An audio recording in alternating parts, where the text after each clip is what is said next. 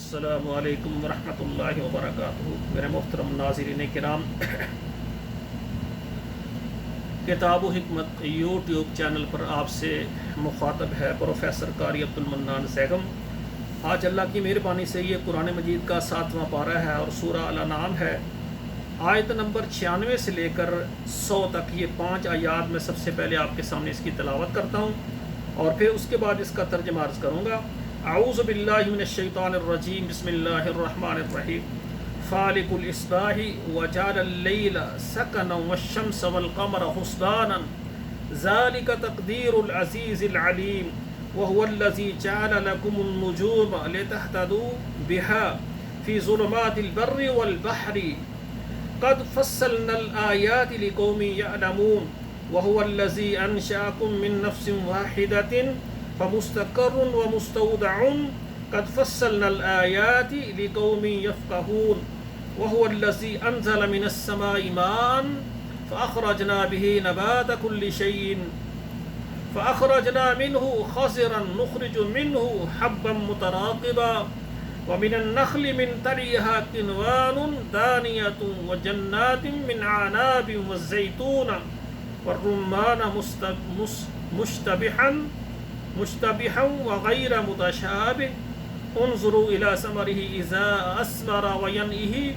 إن في ذلك لآيات لقوم يؤمنون وجعلوا لله شركاء الجن وخلقكم وخرقوا له بنين وبنات من غير علم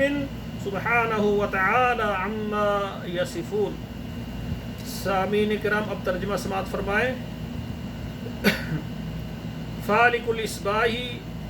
اللہ ذوالجلال وہ پھوڑنے والے ہیں صبح کو، وجعل اللیل سکنا اور بنایا ہے تمہارے لیے رات کو سکونت کے لیے، آرام کے لیے، والشمس والقمر حسبانا اور سورج اور چاند کو حساب کے لیے، ذالک تقدیر یہ اندازہ رکھا ہوا ہے، العزیز العلیم زور آور اور خبردار نے، هو الذی جعل لکم النجوم لتهتدوا بها اور وہ ذات جس نے بنایا تمہارے لیے ستاروں کو تاکہ اس سے تم راستے تلاش کرو،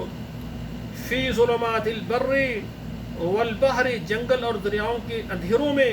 قد فصلنا الآیات لقوم یعلمون ہم نے تفصیل سے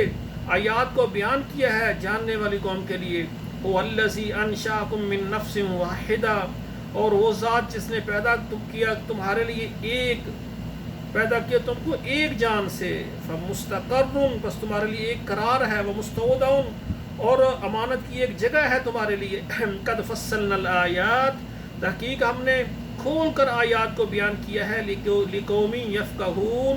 سوچنے والی قوم کے لیے، هو الذی انزل من السماء ماء وہ ذات جس نے اتارا تمہارے لیے آسمان سے پانی، فأخرجنا به نبات كل شيء بس ہم نے نکالا اس کے ساتھ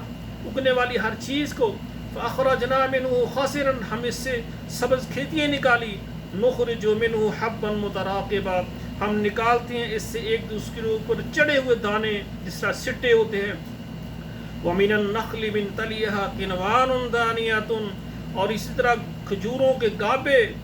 اور پھل کے کچھے جھکے ہوئے، وجنات من اعناب اور انگوروں کے باغات، سبحان اللہ، والزیتون زیتون کے باغ، والرمان انار کے باغ، مشتبہن وغیر متشابہ ملتے جلتے ہیں اور جدا جدا ہیں، انظروا الی ثمرہ اذا اثمر وینعہ آپ دیکھیں پھلوں کی طرف جب وہ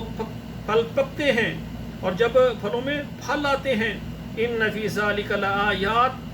ان میں تمہارے لیے نشانیاں ہیں، لقوم یؤمنون ایمان لانے والی قوم کے لیے، وجعلوا للہ شرکاء الجن اور بنایا انہوں نے اللہ تعالیٰ کے لیے شریک جنوں کو، وخلقہم اور حالانکہ اس نے جنوں کو پیدا کیا ہے، وخرق لہ بنین و بنات اور تراشے اللہ کے لیے بیٹے اور بیٹیاں، بغیر علم جہالت کے اوپر ان کو کوئی علم نہیں ہے، سبحانہ اللہ پاک ہے، نہ جن اس کے شریک ہیں، نہ اس کا کوئی بیٹا ہے نہ بیٹیاں ہیں، سبحانہ وہ پاک ہے، وتعالی اور بلند ہے، عما یصفون جو تم اوصاف بیان کرتے ہو ان سے اللہ پاک ہیں۔ اللہ ذوالجلال جو ہے ان کا شریک نہ کوئی جن ہے نہ کوئی انسان ہے، نہ اللہ کا کوئی بیٹا ہے نہ بیٹی ہے، اللہ ذوالجلال ان چیزوں سے پاک ہے۔ تو میرے بھائیو، یہ سب سے بڑی توحید اور اللہ کی اسماء اور صفات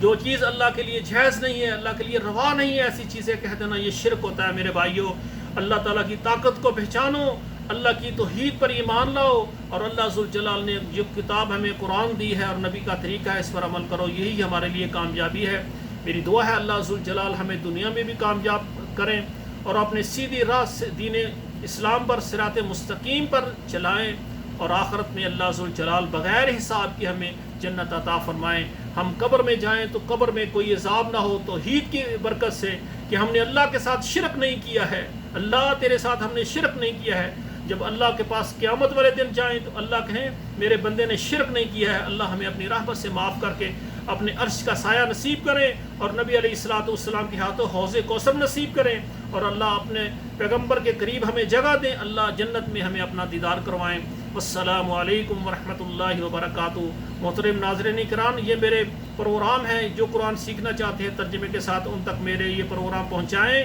شیئر کریں، تاکہ آپ بھی اس نیکی کے کام میں برابر کے شریک ہو جائیں۔ اقول قولی ھذا واستغفر اللہ لی ولکم ولسائر المسلمین فاستغفروہ انہ هو الغفور الرحیم۔